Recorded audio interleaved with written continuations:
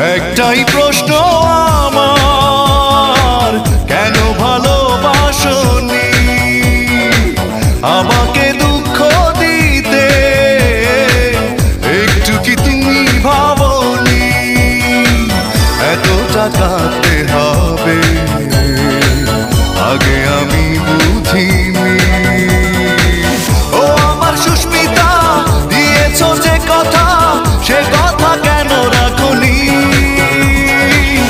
একটাই